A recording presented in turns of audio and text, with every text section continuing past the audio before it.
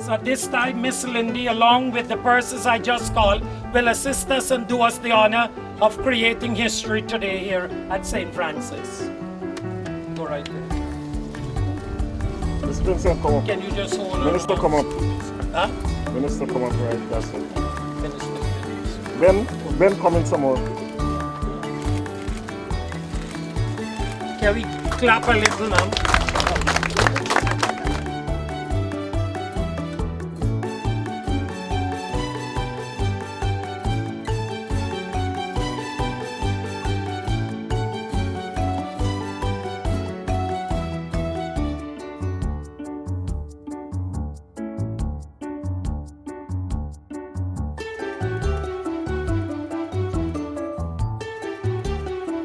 So Food for the Poor today is handing over another batch of bicycle to the students from the East Bank of Berbice. Okay, Food for the Poor is always cognizant of the need for transportation and the need to help those who are unfortunate in some aspect of their lives. And so today, as we have done before, we're going to hand over the bicycles to the students to assist them in getting to school. Well, I would just like to thank Food for the Poor. I'd like to thank the Rose Hall and other non-governmental organizations involved in this project. Anything that can help to get children to school is good. And I would like to congratulate you for your generosity. And I'd like to ask you to look after the bicycle children. I know the road very well, and if it wasn't for bicycles, the only way they can get to school is by going to Berbice River in a boat or getting a helicopter. So I think this is the best way for the time being. So thank you very much, and I'm glad that you are participating in that program to help to get children to go to school. And I'm sure once they get to school, we'll have a generation of well-educated Guyanese. Thank you very much. Okay, your sister shaking hands and hand over, please. Thank you very much. Thank Food for the Poor. All right, that's about. Members of St. Francis community developers, citizens of East Berbice Quarantine region, members of the media. First of all, it's my duty to extend congratulations to St. Francis community developers on the occasion of its 29th anniversary. I don't think anyone in this country doesn't know what the letters SFCD means. It has become a household name largely because of its industrious and illustrious service, its pioneering work in this region for nearly 3 decades. Alex, congratulations.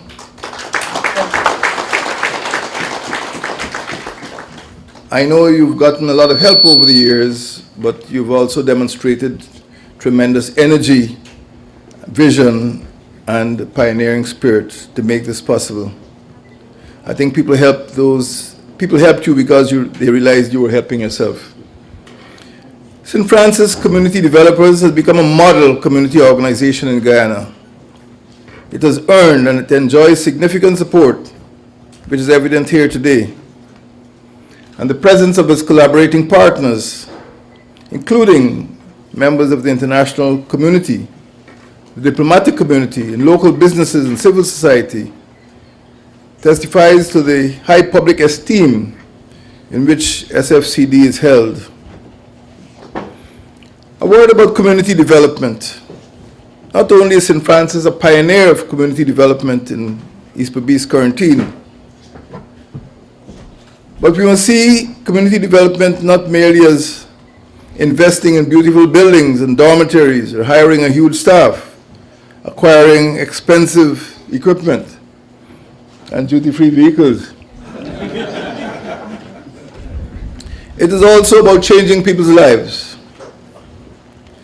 Community development cannot ignore the fact that there are huge disparities in our country, disparities in the living conditions between different groups, even within a community. The challenge facing governments is to close those gaps, is to ensure that national growth translates into improved living conditions and well-being for all the citizens, within our local communities, our regions, and our neighborhood democratic areas. Communities have been neglected for a long time, but many communities indeed are in fact run down. Some of the infrastructure is decaying, some of it is unsanitary, unsafe. Some roads are potholed, parapets are unkempt, drains and canals have not been cleaned for years, they're clogged up, they stink. Playfields are overgrown with foliage, and much of our infrastructure is in a state of neglect and sometimes abandonment. Recreation and entertainment facilities are scarce. Road lights are insufficient. I remember going to the funeral of the 3 young girls at Philippi, and when you looked at the condition of the public road or racing track, depending on what you call it, you wouldn't be surprised that there were fatal accidents there. These public roads, as you know, are not highways. They're really roads running through villages, and sometimes people drive through them at a fast rate, and the result is far too frequently in this county fatality. Garbage disposal is unsafe, unsanitary. Residents in many communities still resort to burning or burying their own garbage, sometimes not successfully. Others create dump sites not far from residential areas. People ignore building and zoning codes. So when we speak of community development, we speak of a wide range of services. And unfortunately, it had to be tried and tested, but the over-centralized local government approach just does not work. You cannot run a country of 215,000 square kilometers, a country that is bigger than England and Scotland, from one little office in 4th Street, Kingston. There must be democracy, there must be local democracy. And this time last year I was picketing the office of the president. Now I am in the office of the president. We are going to have local government elections by March next year.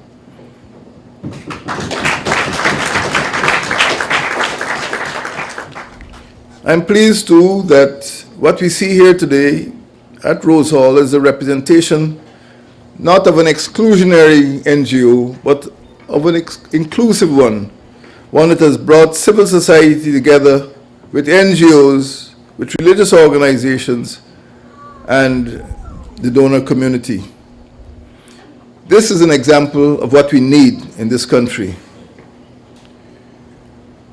Local communities have, although they've been denuded and decimated over the years, they have the opportunity now to take the lead in rebuilding our communities. The obsession with centralization, the obsession with uprooting elected NDCs and appointed IMCs has not worked. We need now communities which are elected. We need councils which are elected. As I pointed out downstairs, East Berbice Quarantine is fortunate to be the only region in Guyana with 3 towns. And in a little while there will be 10 towns, and I hope that every single region will have at least 1 town.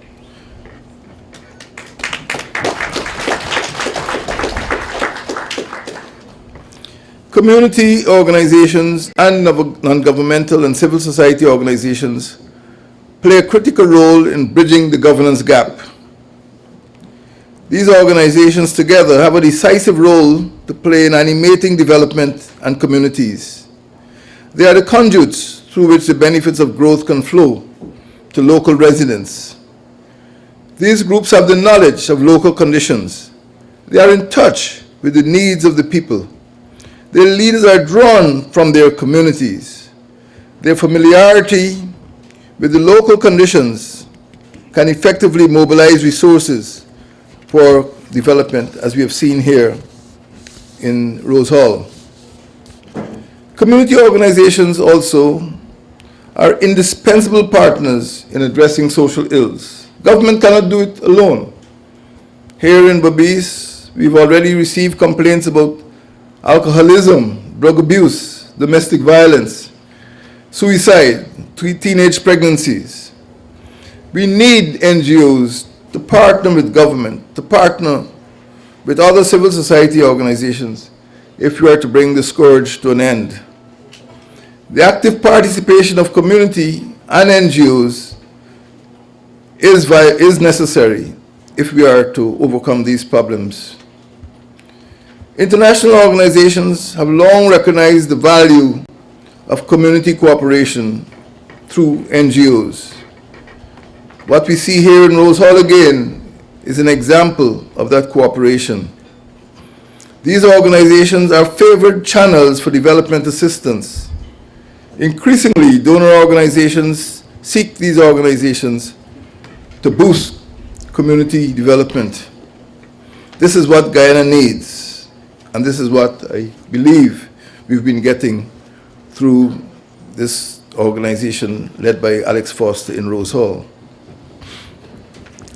I would just like to leave with you some of the values which I feel are important. I know it's not the value that Alex would like me to talk about, but the values which are needed in building community organizations such as this. Guyana has to see a change in orientation, a change in organization. That is the reason why the former Ministry of Local Government was renamed the Ministry of Communities. It is not an ornamental name. It is not a superficial name. It is meant to change the attitude of the ministry to the regions. It is one of building communities, not imposing government. So it's not a cosmetic change. It emphasizes a new philosophy. And we intend to develop that policy not only through the ministry, but in partnership with non-governmental organizations. We are committed to an inclusionary and participatory process, and we do not intend to impose any policy on civil society without extensive, exhaustive consultation. We see that this partnership under our communities program will be built on 5 pillars. At the basis of the structure will be education. And let us not assume that people will automatically embrace community development. It is something that has to be taught. It is something that has to be inculcated at the level of the school. There must be the inculcation of the very values, I think, that St. Francis has been able to inculcate over the years in this particular community. The values of responsibility, of identity, of reliability, and of integrity. These values cannot be learned intuitively. They have to be inculcated in the uninitiated. And I hope that in our schools, our masjids, our churches, our homes, our mandirs, our NGOs, we start to teach young people the values of responsibility, of reliability, of integrity, and of regional identity. The second value I would like to emphasize, next to education, that takes place within the formal or informal system, is the value of our orientation, or I should say reorientation. Ladies and gentlemen, Guyana is going green. Green not because of choice, but because of necessity. Climate change is forever. Global warming is not going to go away next week or next month with a new government. We have to understand the importance of going green. Right here in East Berbice quarantine, communities have to be taught to change their attitude to solid waste, change their attitude to the environment, change their attitude to energy. And I'm proud to have grown up in Wim village, to have gone to school at Auckland, and to have seen rice millers Long ago when I was young, long time ago, generating energy from wind chargers, wind turbines. But now we seem to become intoxicated with petroleum.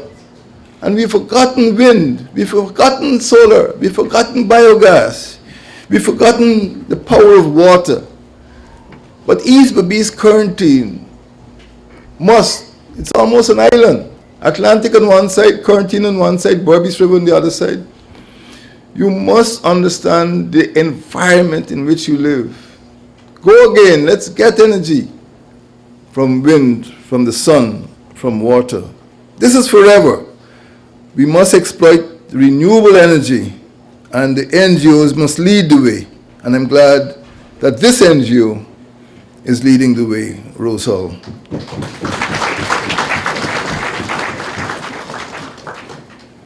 The third value I'd like to leave with you is the value of organization. That is, the capacity and training of NGOs and community organizations must be boosted so that they can improve the services they provide to communities and better manage their operations. We must not see NGOs as a form of governmental sideshow. NGOs are central to modern governance. And there you go. People have to be trained. One more? We have to be trained. Okay. Cell phone. It's a cell phone, is it?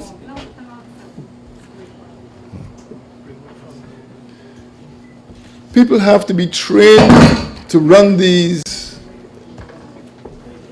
organizations the same way as they're trained to run any other branch of the government service.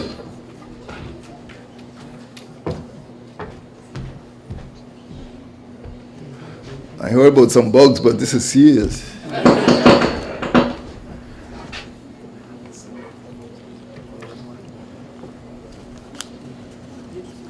So I would like to ask that in addition to the current operations, we also train people to build the organization. There are a lot of fosters here in Rose Hall. I think if you throw a stone in the air, it's quite likely you're going to land on a foster.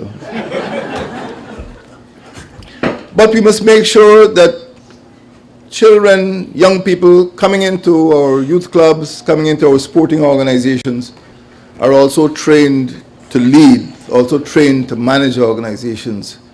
So when we leave the scene, as leave we must, there will be people who are trained to carry on. The fourth value I would like to leave with you is the value of obligation.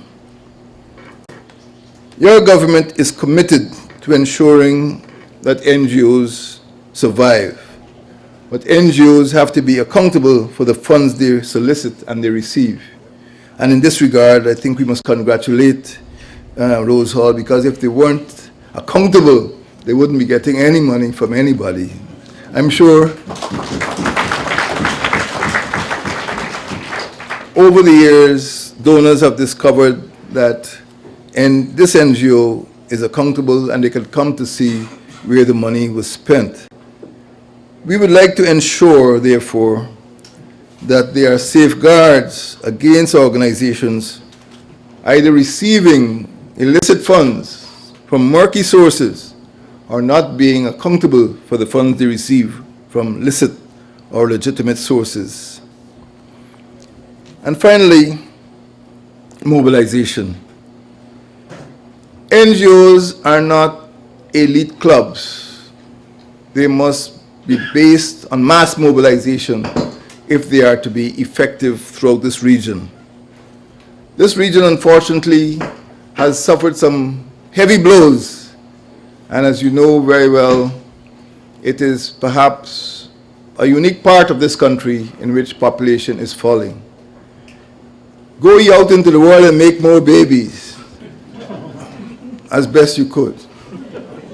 But more than that, we must examine why migration has been taking place at such a rate in East Berbice quarantine that the population has continued to fall. So in mobilizing support, you must pay attention to the erosion, the causes of the erosion of that support. People do not have to leave this blessed region.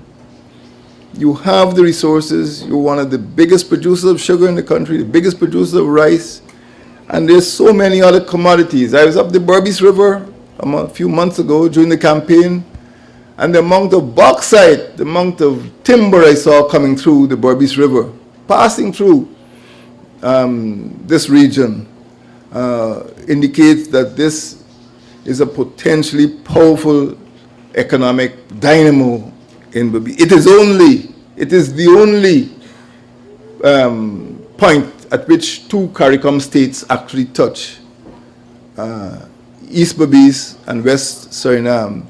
No other CARICOM country is close to another CARICOM country as we are to Suriname.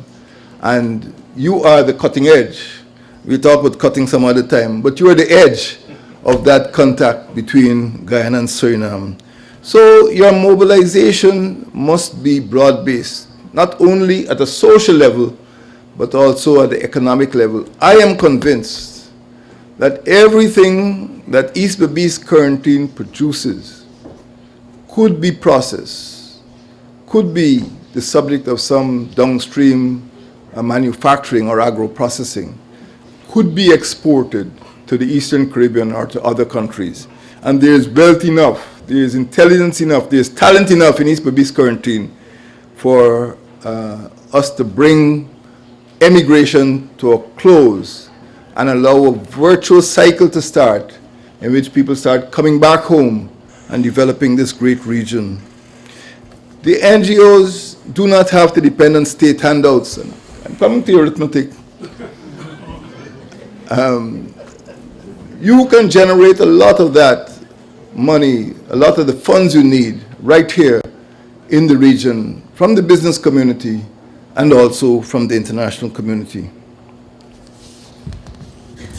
Ladies and gentlemen, I did make some commitments to the president, the other president.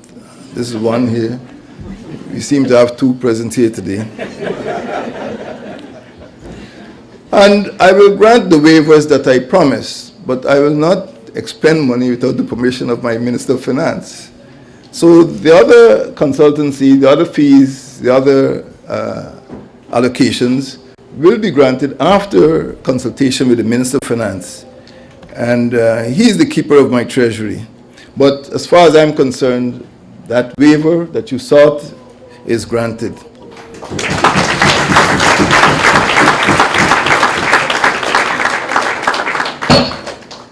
The government of Guyana will not interfere with your work.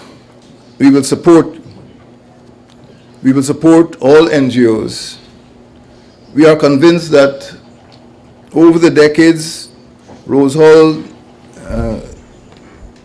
this NGO in Rose Hall has demonstrated its commitment to the region, has demonstrated its commitment to the service of the population. We want to see more like yours. We want to see more NGOs working to enhance living conditions, to remove inequalities, and to overcome the problems which you know, problems of homicide, problems of suicide, and to some extent problems of environmental damage which have affected you. We would like to see NGOs provide better education, especially for disadvantaged young people. And that is why I was very pleased that we were able to present bicycles, because I have a personal motto of making sure every child gets to school. Every single child in this country must be able to depend on transportation, must be able to depend on a meal when he or she goes to school, must be able to depend on uniforms and books.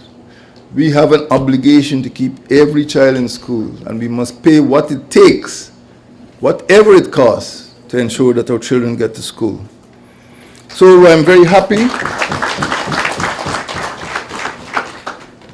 I'm very happy to be part of these 3B system boats, bicycles, and buses, but today I have to add W because the wheelchairs are important too. And on Monday, as you know, I was at President's College, and I was very happy to meet a student of President's College who actually was bound to a wheelchair. But we have to think of all members of society when we think of sport, when we think of education, not just of a few. And even President's College, they're starting to build ramps into all of the laboratories and classrooms so that persons in wheelchair are not left out, but they're part of the education system. So thank you for thinking of that. In closing, I would like to iterate our congratulations to St. Francis Community Developers, SFCD. It is not just a name, it is also a service. We look forward to collaboration, not confrontation. We are working towards the same objective. Here, to provide a good life for everyone in East Berbice quarantine region, and me, of course, to provide a good life for all Guyanese. May God bless you, St. Francis Community Developers. May God bless you, the residents of East Berbice quarantine region, and may he or she richly reward your endeavors. I thank you. We